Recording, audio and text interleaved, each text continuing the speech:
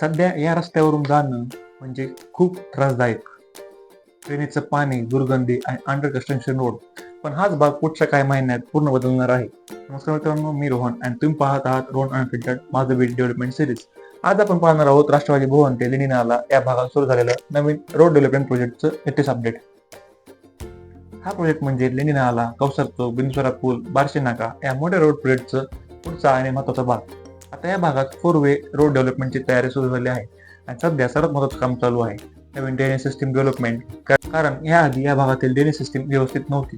पावसाळ्यात पाणी साचणं, drainage overflow होणं आणि दुर्गंधी ही मोठी समस्या होती. सध्या कामामुळे रोड खोदण्यात आला आहे. ड्रेनेजचं पाणी काही ठिकाणी रस्त्यावर येत आहे. दुर्गंधीचा त्रास जाणवतोय आणि लोकांना प्रवास करताना खूप जास्त त्रास सहन करावा लागतोय. विशेषतः बाईक्स आणि डेली कम्युटरसाठी हा रोड सध्या कम्फर्टेबल नाहीये. पण पॉझिटिव्ह गोष्ट म्हणजे आता फक्त वरवरचा रोड नाही, तर पूर्ण अंडरग्राऊंड ड्रेनेज सिस्टीम प्रॉपर तयार केले जात आहे.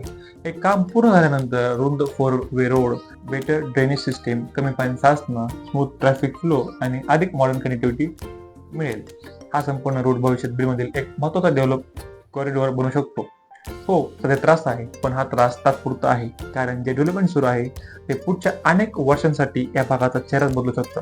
तुम्हाला काय वाटतं, हा प्रोजेक्ट पूर्ण झाल्यानंतर या भागात किती मोठा बदल दिसेल? कमेंट मध्ये नक्की सांगा. लाईक करा, शेअर करा आणि चॅनलला सबस्क्राईब करा. भेटूयात लवकरच नवीन व्हिडिओमध्ये. तोवर जय हिंद, जय महाराष्ट्र.